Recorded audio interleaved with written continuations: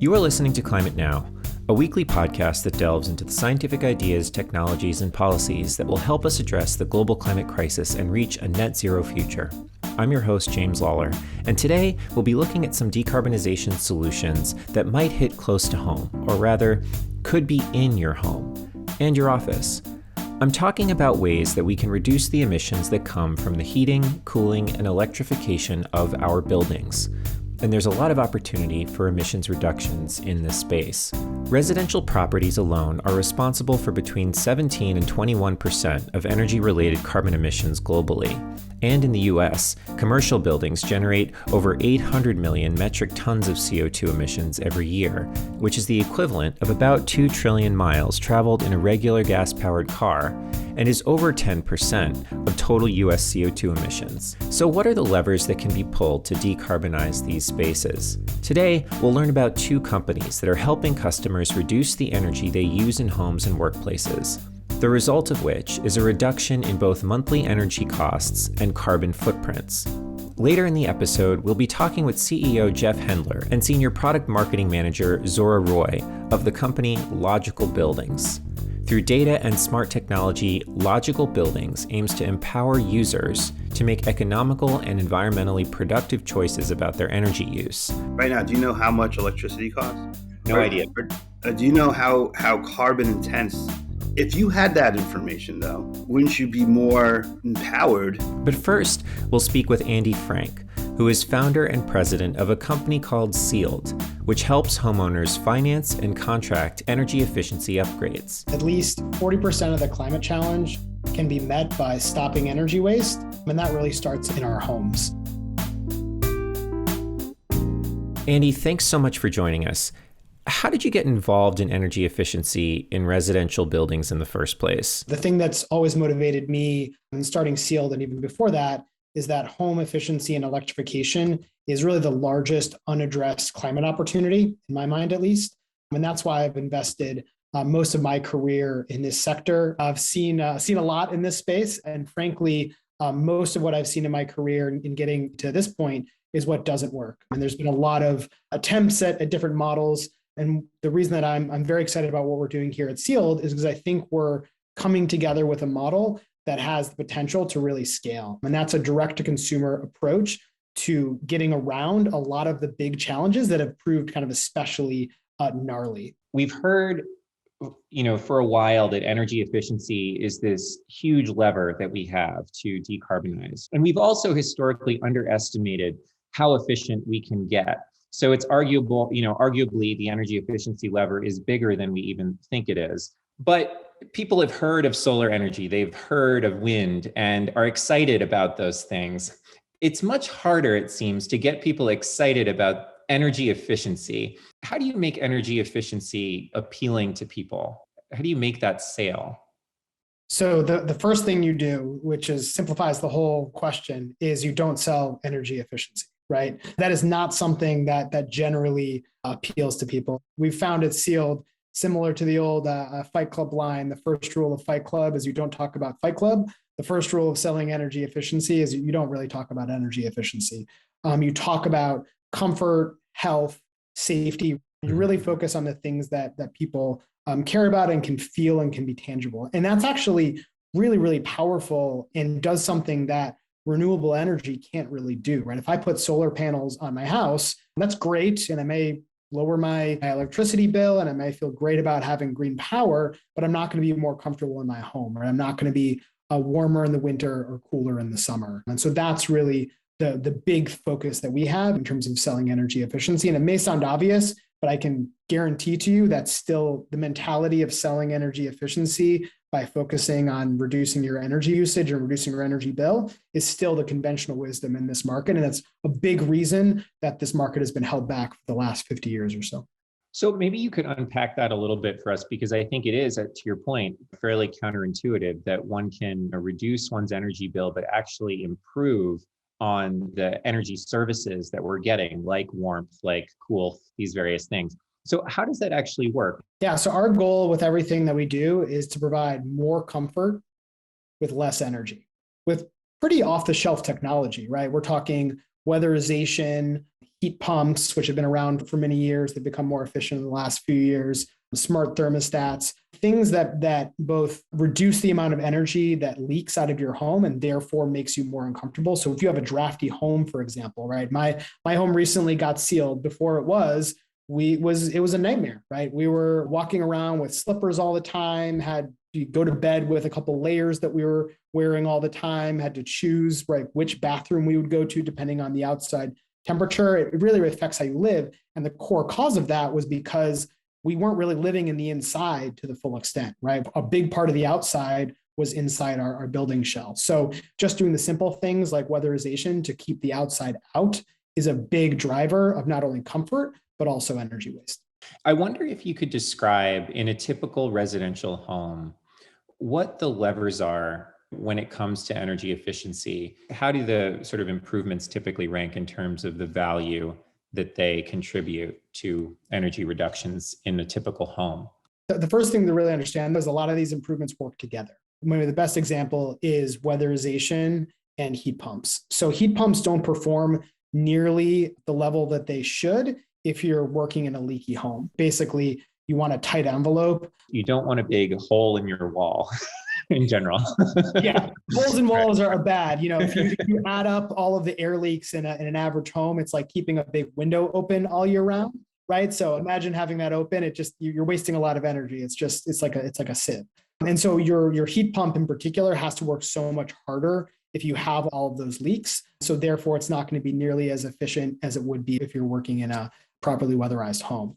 So all that said, though, really the number one thing you can do if you're focusing on energy waste is to put in heat pumps of some kind, right? We're wasting an incredible amount of energy today with our heating and our cooling systems. And that's because we have a limit with traditional fossil systems of about 100%, right? In other words, one piece of energy that you're putting in is at best giving you one piece of useful heat energy or useful cooling energy on the other end.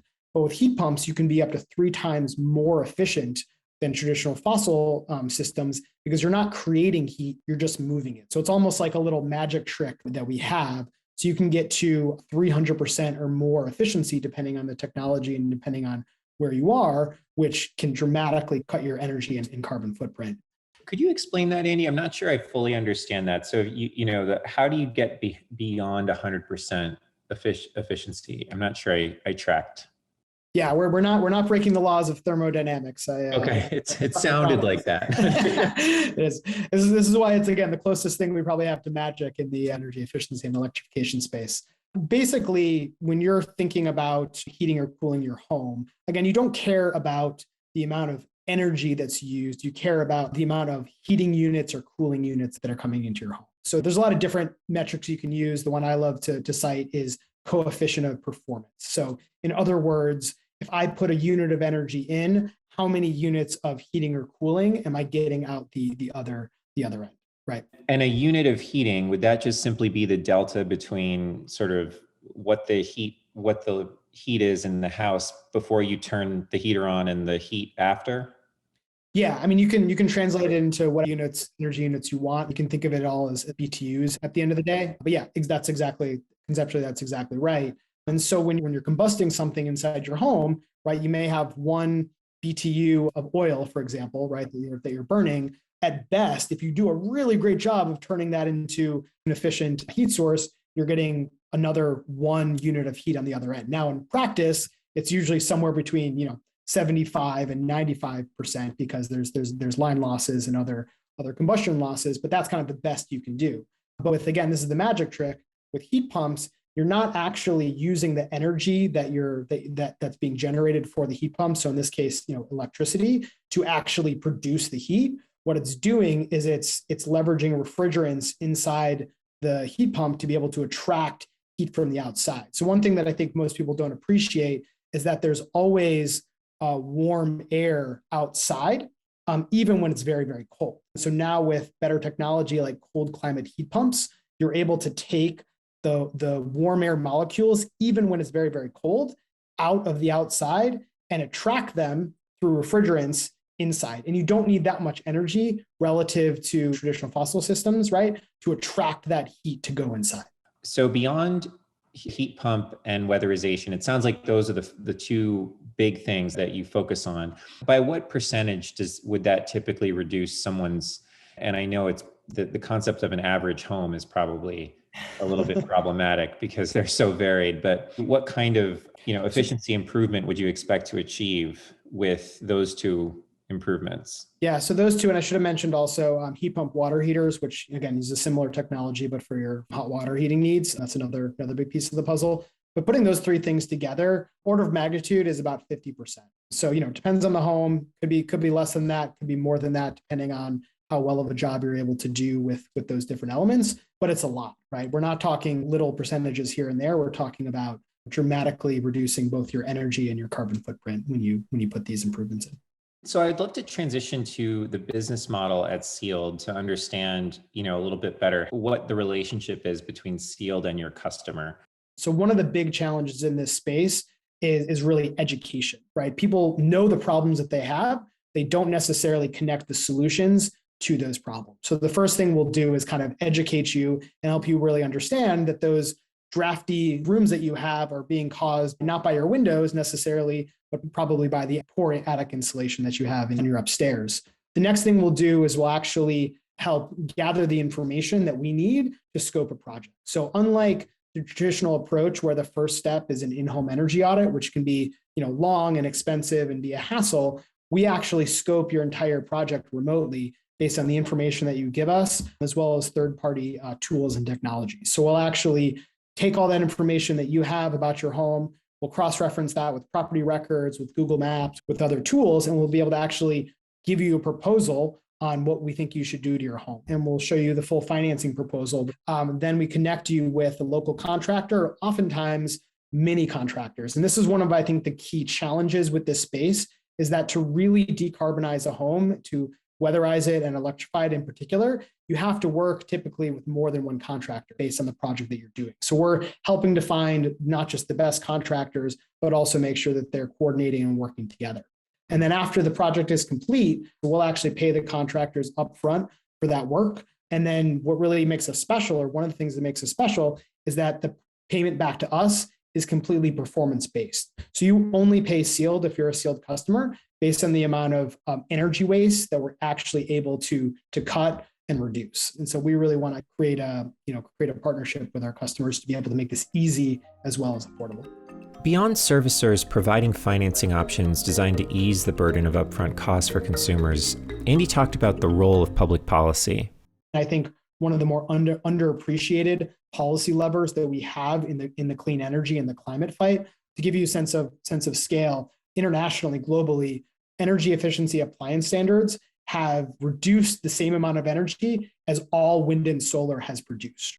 Yeah, right? it's crazy. That statistic is nuts and it's so powerful. And you think, we could probably do much, much better even, right? Absolutely. The craziest part to me is I think a lot of people have a mistaken notion that performance standards are anti-business or anti-market, when I would say the opposite is true, right? They send a really clear signal to the market about what needs to happen, and it gets investment to occur. It creates activity. It creates really a North Star for where the industry needs to go. The Biden administration right now is looking at a number of different appliance standards for heating and cooling and a number of other areas.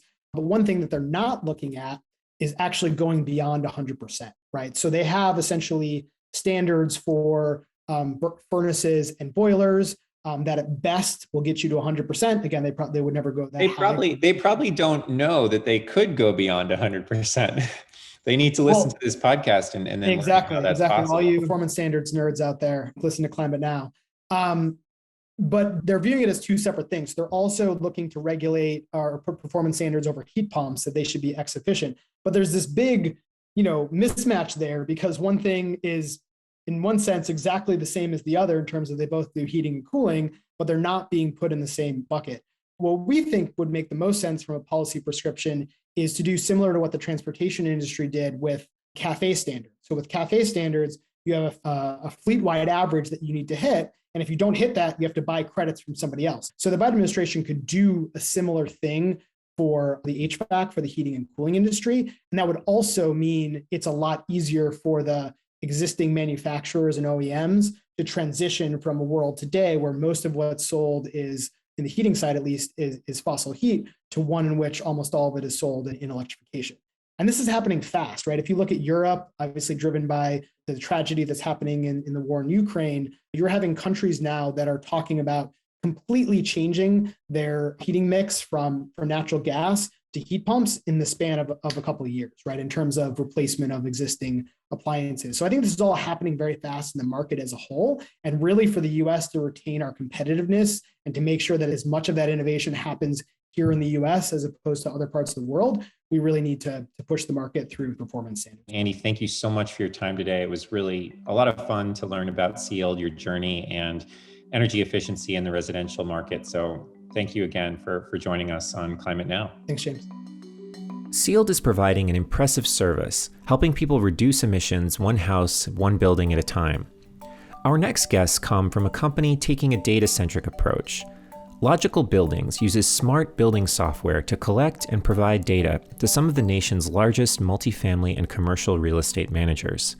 Those data give property managers and owners the ability to make informed choices that help reduce energy use.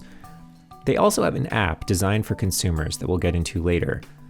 We start our conversation with CEO of Logical Buildings, Jeff Hendler, who lays out the history and the process of getting electricity to and from the grid and to the consumer, and why this industry has been so slow to innovate, even as new technologies develop that could provide cleaner, cheaper energy to consumers and actually improve grid resiliency. Let's talk about electricity. How is it, created? It's really interesting. The conventional way is taking copper wire, putting it around a magnet, and spinning it, right? So how do you spin the magnet, right? I mean, I could be a gerbil and spin it, right? And get on my bike and go around and spin it. I could get a windmill and that could spin it. I could get solar energy that through a thermochemical type of reaction can create its own power and not have to spin the magnet. That's another way to just get around that problem. Or I could burn things, burn coal. I could use nuclear rods and that will heat up water to create steam to move the turbine. Now, what's most fascinating about electricity is that you can't store it in a massive way. Coal, oil, natural gas, you could touch it, you could put it somewhere, you could take it out when you need it. Electricity is a function of other items, whether it's a function of the sun or the wind, or it's a function of water moving, or it's a function of fossil fuels. It in itself is more abstract. You can't see it, you can't touch it, you don't want to touch it, right? But you always need it. We're completely relying on it, and we take it for granted. That in its own right creates a lot of practical issues. How do I deal with a commodity that everybody needs and be able to provide a mechanism of allocating that resource in a logical fashion, in an economical fashion, in an equitable fashion, and an environmental fashion? The first steps towards that is calibration, being able to measure what it is. So all utilities at first had analog meters that just provided monthly reads. There was no calibration of how much you were utilizing that electricity, down to the hour, down to the minute. But what the fact is, in the wholesale market of utilities and power producers, there are pricing mechanisms actually down to 5 minutes that are providing clearing prices of what power plant should be dispatched at a given time to create a functioning grid. Can you go a little deeper into that? Because we've had a couple different people in different conversations try to paint this picture of how power is purchased and dispatched and then ultimately arrives at the consumer's, light switch. Would you mind just sort of painting that picture for us? Yeah. So, the natural way the market evolved was on the wholesale side, because originally, since the time of Edison, it was completely vertical monopoly. It was generation, transmission, distribution, a central plant with wires delivering it to the home. And as the market realized that that wasn't an efficient market, it didn't provide any pricing signals, a lot of waste of resources, a lot of duplication. It didn't incentivize innovation.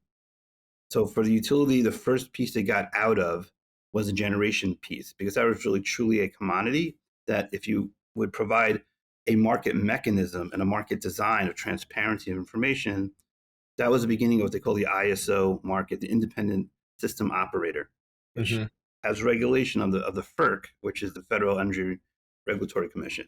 They set the rules. So there's like a federal tariff, how those operate, of what gets dispatched, how energy is priced. Capacity is another piece of that component. And basically, capacity is basically a payment to generation companies to be there in case needed. So I like to give an example of a table at a restaurant can sit 10 people, right? And there might be one time during the year that you only need 10 people. Well, you still have to pay that capacity of having a table of 10 people, even though it might be used once out of the entire year. And that's a conundrum of the electric industry. But that's a cost. And that someone has to pay for it to make the system work. And that's called capacity. That also has a transparent market mechanism and a wholesale market. And then every hour, which plant is dispatched, that determines the price of a kilowatt hour for that hour, the kilowatts for that hour. And depending, as demand rises and more generation has to be created, the less economical machines come online. So first it starts with the nuke and hydro, the clean stuff that's cheap. And then you get to the more costlier fossil fuel. You don't have that calibration and transparency to the end user. They should have those same market pricing signals, especially today. I mean, how do you manage your energy? Right? Most people, if I say, do you manage your energy from your meter? No hands really go up. Do you manage your energy from your thermostat? Yeah, most people could say, yeah, that's where their hands go up. And how do they manage their energy? Well, I'm too hot or I'm too cold, right? Zero information about the market. Right now, do you know how much electricity costs? No idea. Do you know how carbon intense the power is? It might be cheap, but maybe it's high. It might be carbon intense. So if you had that information, though, right, then wouldn't you be more empowered to make decisions that are better for your bottom line? Because, it's really expensive now. I'm going to wait to run the laundry or the dishwasher, or I'm not going to charge my electric vehicle right now. If I have electric heat in the house, right, well, maybe, and I have solar, it would be nice if I had a battery, which now is available for the home or an apartment size type of unit that could contain some load. So I could draw off that to smooth out my profile, so to speak. So when there's high demand times or the price is higher, I won't be exposed to that. I have no sense today, if I don't have those devices, a smart meter, or I don't have smart load control devices, I don't have any sense of what my exposure to the market is, or what I can do about it. They don't see, what their usage is at those times to even for themselves to learn, when I'm running different appliances during the day or I'm cooking things, how much energy really is that, right? And what is the cost associated with that? And also what's the carbon emissions associated with that? And that's where we stepped in a couple of years ago to bring that transparency. Thank you, Jeff, for laying the landscape out. So I'd love to now transition to logical buildings and the business model that you guys have set up. Sure. I mean, I'll start on a high level. We started with a B2B product of servicing. We actually started servicing a property asset class, multifamily buildings. It turned out multifamily buildings are the biggest consumers of electricity and energy, natural gas, and carbon, the biggest carbon emitters in metropolitan regions. We first focus on the common areas of those buildings, the elevators, the hallways, the rooftop units, the AC units, the backup generator, taking all this market information of what's happening behind the scenes on the ISO, those pricing signals, making that relevant to the building operators of those buildings, because that was like the first lowest hanging fruit type of implementation and demonstration that if an end user, this being the building manager of a massive building, say 300 units, if he had that information and he's able to react to it by pre-cooling or preheating or testing his generator at times when the grid could benefit from that and show that there's a cost reduction, show there's an emissions reduction, show that it could actually provide a service to the grid through demand response and earn payments, then we prove the theory of our case. And that is, if it can empower someone, time of use energy information and protocol guidance of what to do when, then we can make an impact. But is the ISO data public? Like, how do you have access to those signals? And then B, how would you be able to circumvent the utility? Because doesn't the utility sit between the ISO and that building owner? So the good news is that that information is public. We happen to be a member of the ISO. That helps we understand what we need to pull, where to look, and what the rules are and what's impactful.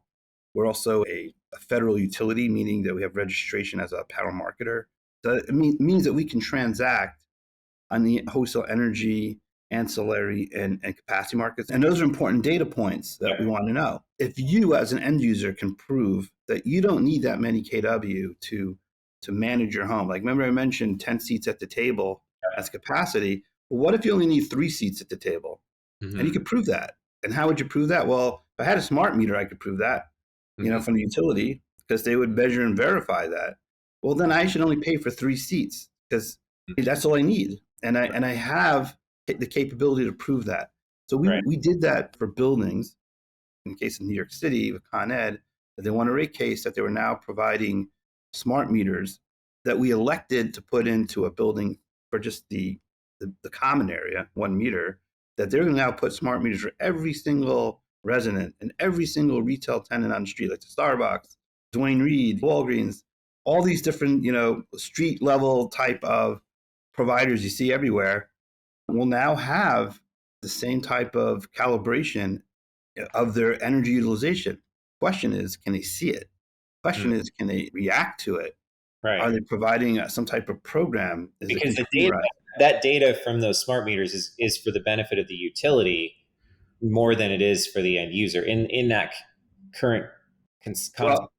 Well, that's what we're trying to bring education at. It's the benefit of everybody. Right. It started out again from Thomas Edison. It really is true.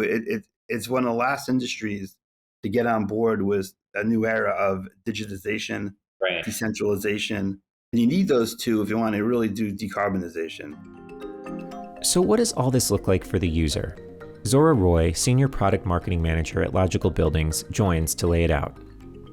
For the B2B side, which Jeff touched a lot about with our multifamily clients, our commercial clients, industrial clients, we have a product called SmartKit AI, which essentially is a virtual power plant software and solutions program. And this is an integrated technology that is helping building owners and operators combat climate change, also empowering their residential and commercial tenants to earn money, enhance building health, and reduce their carbon footprint, while also achieving ESG goals. So to go back to the concept of smart meters, these AMI meters are unlocking trillions of data points that can be accessed through our products and allow building owners and operators to make decisions based on the insights that are provided in our software tools. We also have a technology team that does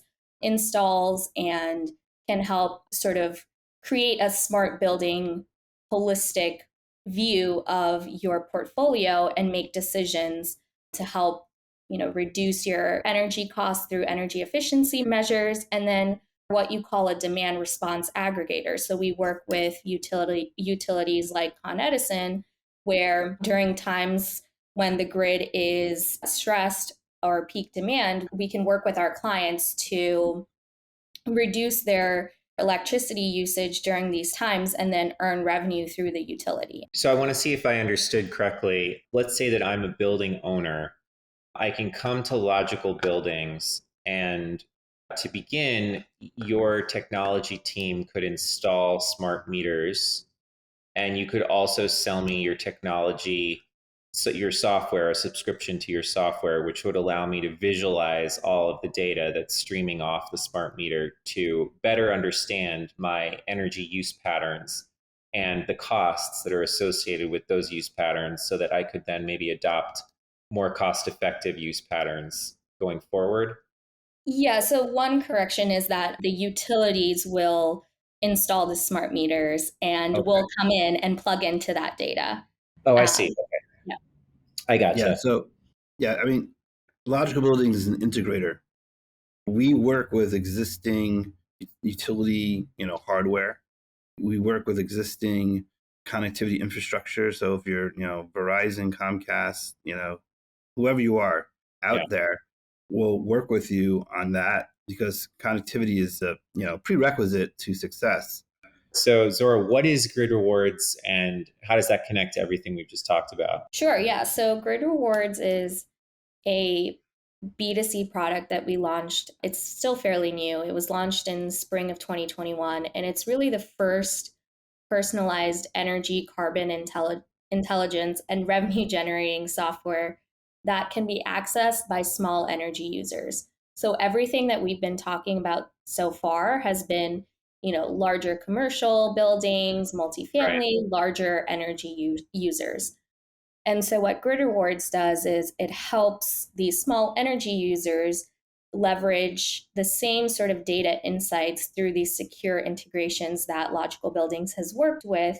So essentially what Grid Rewards does is it helps empower us New Yorkers, and now folks in California as well, do their part to help reduce, dirty power plants from coming online, and also save some cash. So how does that work? Folks can download the application and go through a very simple setup process, and then they'll have access to hourly level down to 15-minute intervals information on how much energy you're using in your home, your apartment, and what that cost is and how carbon intense that is. And then similar to the demand response opportunities that our larger clients have access to, Grid Rewards users have the ability to also take part in these peak demand events. So typically in the summertime, Con Edison will call a few demand response events when the grid is stressed, and they'll ask energy users to lower their consumption rather than turn on more power plants to meet the demand. And so this is what we call a virtual power plant. So through Logical Buildings, we're able to activate all of our energy users, whether they be large or small, to shift their usage. And that's the movement that we're calling Shift the Power, where thousands and thousands of people and buildings are joining together to stop some of the dirtiest power plants from running. What is the total emissions reduction potential of your technology? Well, emissions really is a construct. It's a metric based on usage. All emission calculations are starting with well, how much energy are you reducing, which is the source of the emissions. Mm-hmm. We've seen 20% reductions of energy usage just out of the gate. A 20% reduction in emissions, that's pretty impactful. Now, going into the summertime, actually the percentage is higher because there's a lot more usage. So we've seen apartments that reduce 50% of their emissions. And because there's just more higher carbon content in the summertime because of the generation creating that load, we see something incredibly significant, and we already have the data to back it up. Thank you, Jeff and Zora, for joining us and teaching us about what you're doing at Logical Buildings. And thanks again to Andy Frank for joining us to talk about how Sealed is retrofitting homes to be more energy efficient. That's it for today's podcast. If you found this episode useful, please share it with a friend or colleague. If you have a comment for us, email us at contact@climatenow.com or leave us a review. Connect with us on social media. However you'd like to get in touch, we'd be happy to hear from you. Thanks for listening, and we hope you'll join us for our next conversation.